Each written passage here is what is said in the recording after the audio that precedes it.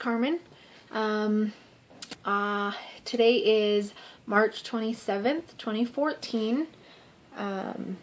Tomorrow puts me at 5 months since my last bowel perforation, and today's Thursday, so in a couple more days on Tuesday, April 1st, I will be 18 months post-gastric bypass. My highest weight was 283. Day of surgery, October 1st, 2012. I weighed 217, and today I am 135. Yes, that's 5 more pounds than I was at the beginning of last week when I did my last update. I was not in a good place there. I had been waiting for information on getting my surgery to fix my issues so that I don't perforate anymore. Excuse me. And I don't have any friends, and it really hit me hard and it hurt. So I was not in a good place. Sorry, that bothers me when they bulge. So a lot of things that has happened this week. That's why I waited until now to update you guys. Because I usually do my updates on Mondays, and I haven't been very good at even keeping that. But a lot has happened this week since I last updated. I talked to my insurance. I called my insurance and talked to them about what was going on. Told them I hadn't been able to get a hold of my surgeon's office, the lady there, for 5 weeks, and I needed to know what was going on. I was having anxiety. You know, I just explained the whole situation. I'm not shy about my mental disorders, and I let her know what was going on. Asked if there was any way possible that their office could get a hold of her and find out what's going on, and she said that they could send a letter, and then she'd have so many days to reply to that letter or whatever. After I got off the phone with her, I emailed the lady at my doctor's office. I emailed her again and told her that I talked to insurance and that they had said that the reason was because they were still waiting for information. They were still waiting for this information or whatever. And so my surgery had been denied until they got the information. She emailed me back, and she had gone ahead and called them too. And I guess there was a mix-up. She had called to have a hernia taken off of the order, the original order that she had put in, because they had asked for more information on the hernia, but it had already been fixed, so I don't need a hernia repair. So they were waiting for more information for that, and she had had it taken off the request, but they didn't do anything with it after that. They didn't go back and reevaluate everything without that hernia repair request. So it sat there for 5 weeks doing absolutely nothing. So she resubmitted the paperwork on Monday, and she put urgent on it. It was last week. She submitted it on Wednesday last week, and she put urgent on it, and I got insurance approval Tuesday, so just 2 days ago, and then was scheduled for surgery yesterday. So I got my insurance approval, and I will be having surgery on Monday, so on March 31st, 2014. I will be up in the hospital for a couple of days. I did meet with my pain specialist today, and things are good. I've got my appointment scheduled for 6 weeks after surgery to do the injections in my back. And I met with my surgeon today, and we went over what the plans are for surgery, and he's not going to reverse my bypass. Yay! I was surprised at how well he understood what I was saying, and that he didn't argue with me at all. Like, I expect a doctor to be like, well, no, we're going to do it my way, blah.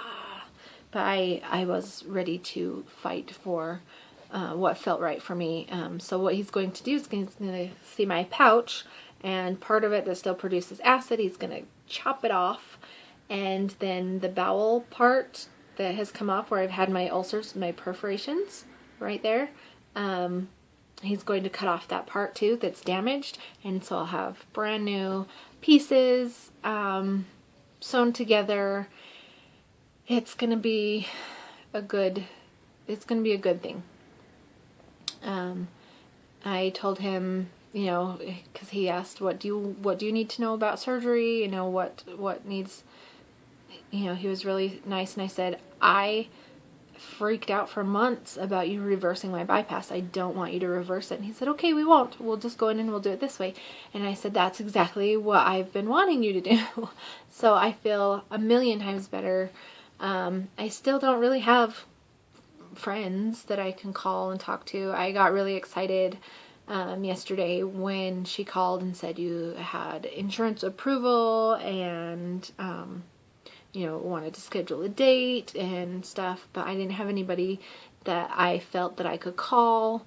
I got really excited. I wanted to share the news, and I shared it on my Facebook group that I absolutely love. None of the people there are from Utah though, and that is kind of hard, but it's okay.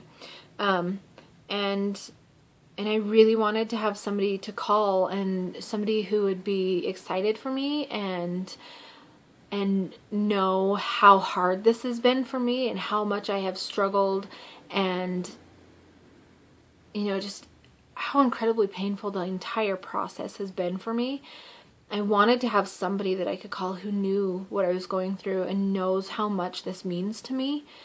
I don't have anybody. And I said that on my Facebook page. I said I got exciting news, and then I got depressed because I don't have anybody I could call who would care. And all of these people, oh, you know you can call me.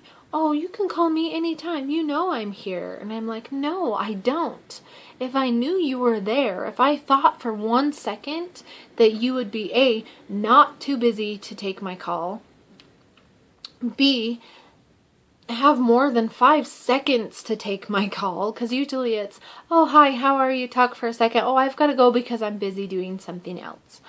Or C, if I thought that you would give 2 shits about what was happening in my life, I would have called.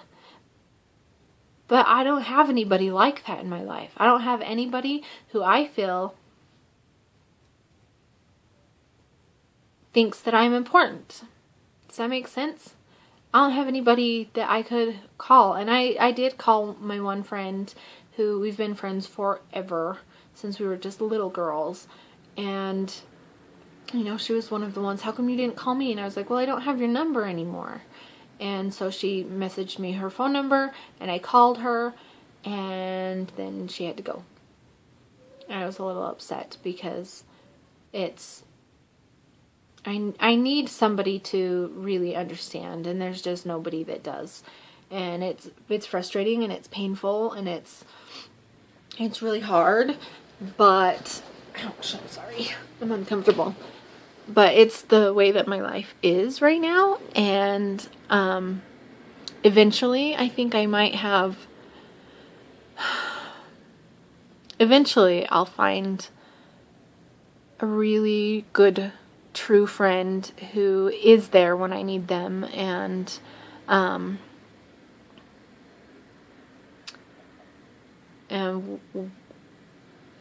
can be there for me. I don't know.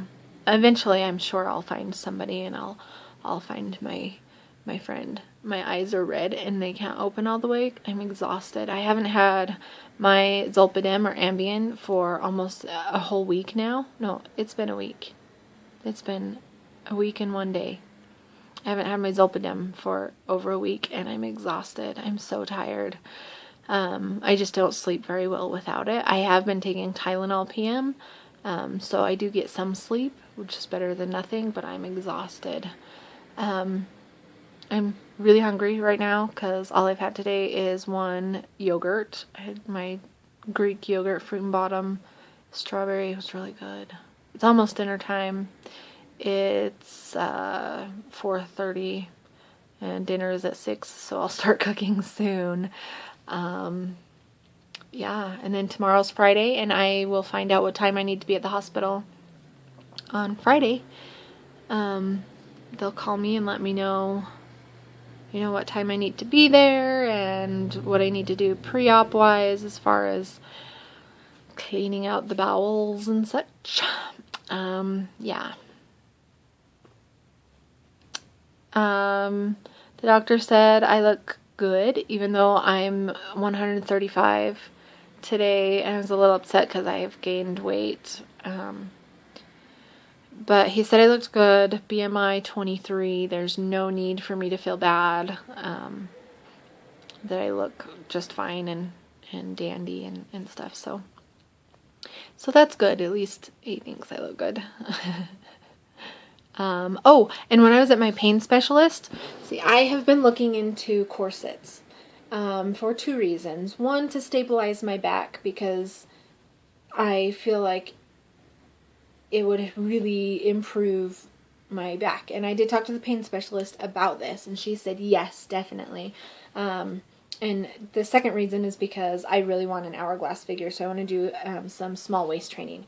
Nothing major, but I do want to take my waist from 29 inches down to maybe a 24, maybe a 22, but probably a 24, to kind of, hourglass me. But I talked to her and I asked her, does she think that insurance would help pay for a corset, a steel-boned corset? And she said that I needed to call them, but some insurances do. And so I will be talking to my insurances, both of them, to see if they will cover a steel-boned corset, and if I have to go through a specific company. And then she said if I need like a prescription or something, the prior authorization, whatever, from the doctor, that she will write that for me. So yay! I also have my appointment. I don't know if I said it in this one because I've had to redo this video a couple times. But I got my appointment 6 weeks after surgery to go back and do the injections in my back. So I should be good as far as pain goes. So I'll be able to really start my workouts again and get them up and running and be good. And I still meet with my psychologist soon after surgery, and I already have my post-op visit scheduled for April for after surgery. So things are looking up, things are going good, and even though I don't have any friends that I can call and really count on, I can't let that matter right now. I have other things to worry about. So I have a child sneaking around. What are you doing? I was wondering if the kid could watch Frozen. In a little bit. Okay. Go play for a minute. Yeah, so that is how things are going right now. I'll probably do a short video either the night before surgery. I might do something from the hospital. We'll see. I don't know. I might wait until I get home. But I'm gonna need a lot of help. And who's gonna help me? This is where not having a good friend really, really sucks. Anyways, so like, subscribe, yeah, comment, ask questions. If you ask questions, I will address them in my next video, and I will answer them to the best of my knowledge. I will even research stuff if it's something that I don't know. So, yeah. Anyways, peace, love, happiness, and healthiness. I hope everyone's doing good. Bye.